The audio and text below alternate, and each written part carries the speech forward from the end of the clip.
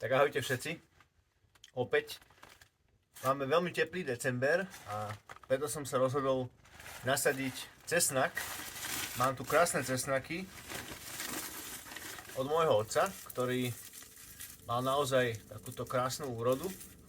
Cesnak vypestoval niekde na juhu Slovenska v okolí Šaly alebo Šale. A ako viete, ja som mal tento rok taký veľmi biedný, taký mikrocesnačik, naozaj malý, ale bol veľmi kvalitný, silný, ale bol maličký. Bol vypestovaný hlavne v takom dosť tienistom prostredí, mal som ho posunúť trošku viac doprava a aj ten cesnak sa mi zdal nie úplne vhodný na tieto podmienky. Tak uvidíme, čo tento cesnak. Celú tú riadku posuniem viac doprava, kde je viac slnka. Použijem tento cesnak, ktorý je vypestovaný z bežných cesnakov z reťazcov, ako sú Kaufland, Lidl alebo Tesco. Lebo ten cesnak, čo som použil ja, tak ten bol akože sadbový, nejaký špeciálny, ale ten vlastne aj možno kvôli tomu tieňu, aj kvôli tej odrode to veľmi nezvládol tu. Lebo ten predošlý rok som mal tiež cesnak z Kauflandu a vyrastol výrazne väčší ako ten, čo som mal ja teraz. Uvidíme, čo tento, no tak on bol tiež vypestovaný na juhu Slovenska v teplých podmienkach, v tzv. Černozemi. A tuto je tiež dobrá kvalitná zem, ale sme tu 500 metrov nad morou, možno aj viac. Takže sú tu horšie podmienky, ako keby drsnejšie. Ale je dnes teplo, je 20. december, pár dní pred Vianocami. Ale 6 stupňov zhruba, takže dá sa sadiť. Tú riadku trochu porilujem, trochu vypliem a nasadím. Len tým, že je takýto neskorý decembrový dátum, tak sa aj stmieva veľmi rýchlo. Niekedy pred 16. je už tma, takže musím to stihnúť. Času nie je veľa, takže idem sa na to čo najskôr vrhnúť. Samozrejme vám ukážem ten postup, ktorý už poznáte, ale tak každá tá časť toho tých činností je rozdielna, takže vám ten postup opäť ukážem. Uvidíme.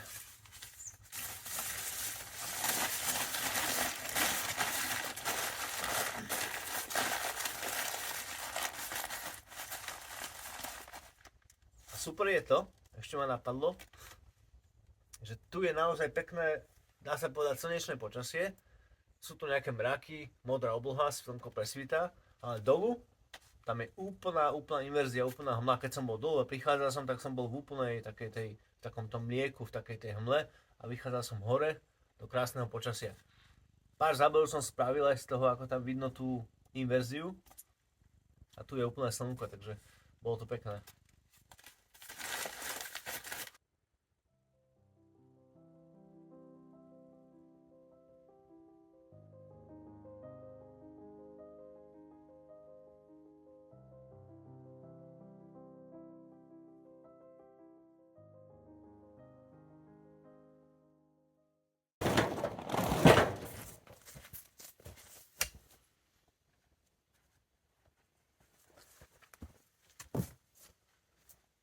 Takže tento rok sa pokúsim zasadiť ten cesnak niekde v tejto časti, aby čo najviac slnka sem prenikalo.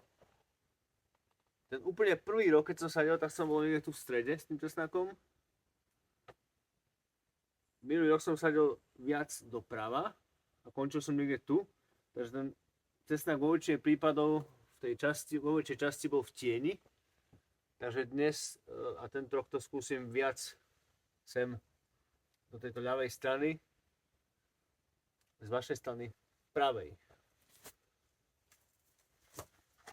Skúsim to nejako takto, niekde tu skončím asi. Možno ich nedám až tak veľa, dám ich možno nejako viac na dĺžku, uvidím, ako sa podarí. Je to dosť tvrdé, budem to musieť riadne prekopať. Uvidíme. Niekto dokonca tvrdí, že nepotrebuje plieť a sadí to medzi burinu, že to má tiež nejaké významy a zmysly, že tá burina dáva tej úrode rôznemu druhu mrkvy a všetkých možných iných zelenín, dáva nejaké živiny Trošku to prepliem, ale nebudem to preháňať samozrejme. Uvidíme.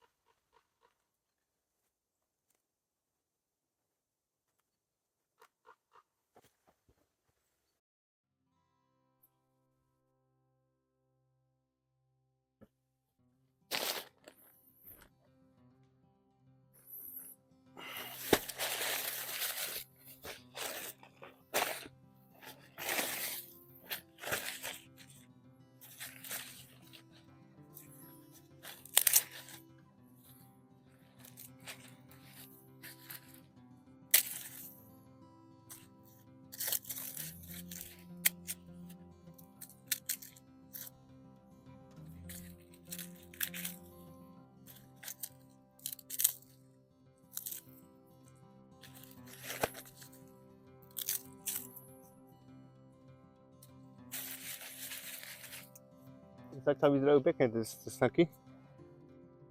Tie, čo som doma skúšal potom, dnes som aj nechal nejaké, doma som nechal z týchto, lebo už niektoré mali klíčky. Alebo tak začali trochu klíčať, takže vlastne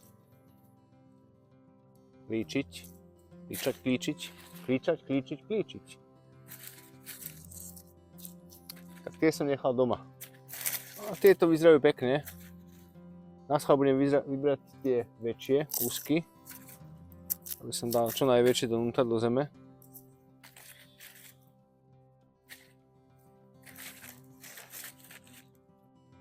Tento je pekný, veľký.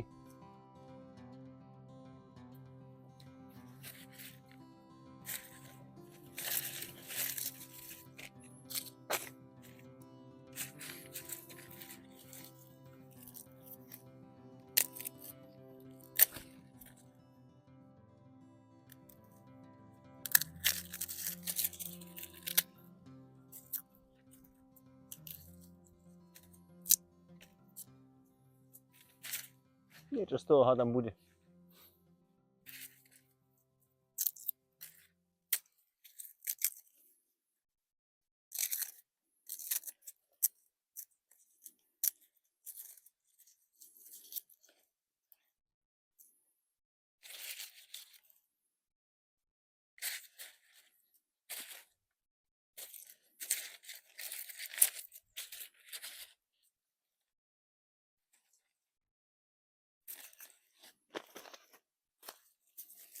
Ešte skúsime túto väčšiu hlavičku.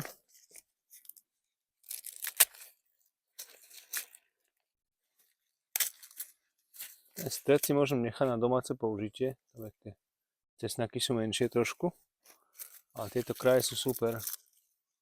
Tam sú tie cesnaky väčšie. Musíme aj kontrolovať, aby nebol zhnitý, alebo nejaký taký mäkší. Aby som tam nedal do zeme nejaký taký už cesnak, ktorý hnie. Ale vyzerajú byť pekné. Tento je trošku mäkší, ale všetky väčšinou vyzerajú a sú pekne tvrdé.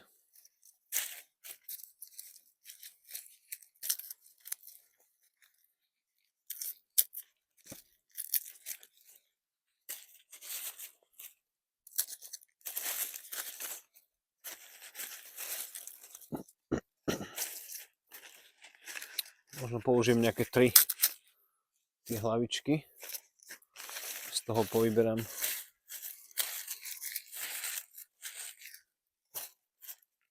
Ešte túto poslednú dám.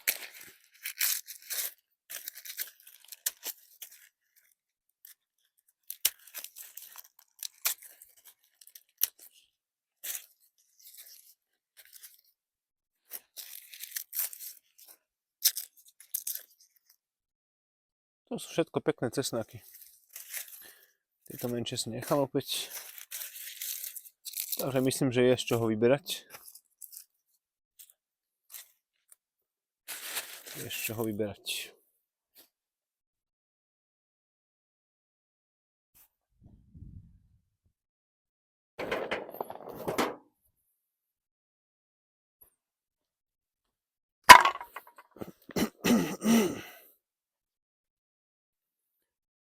Zatlačím si tu takéto 3 značky, 3 kolíky, aby som vedel, že ako budem mať tie rady tých cesnakov.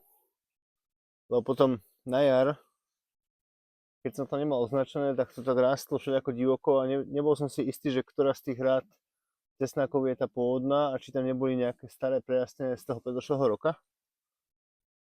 Takže keď to označím, tak plus minus budem zhruba vedieť, že kde asi majú rásť a skúsim si aj spočítať ten počet, koľko ich tam dám a potom zistím, koľko z nich vyjde aj pekne von.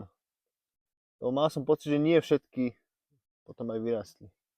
Takže to nejako označím.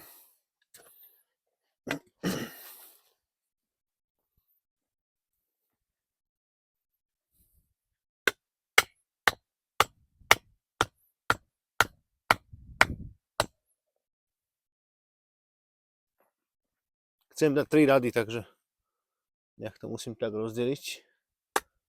Takto. A ten tretí rad dáme sem zhruba. Takto nejako.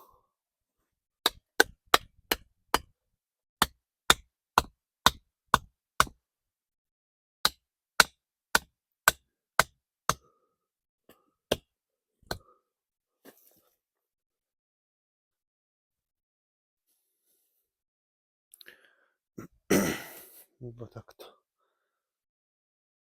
A pokúsim sa udržať tú rovinu tak, aby to bolo zhruba v tej línii.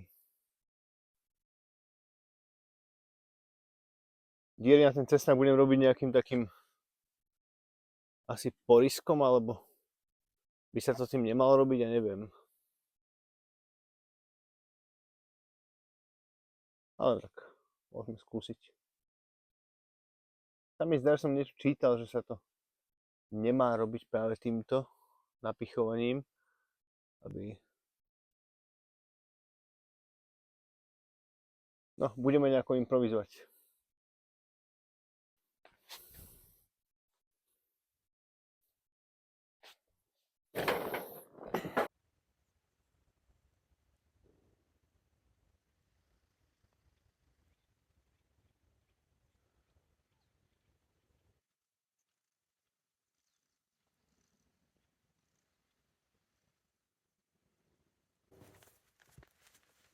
Paličku mám.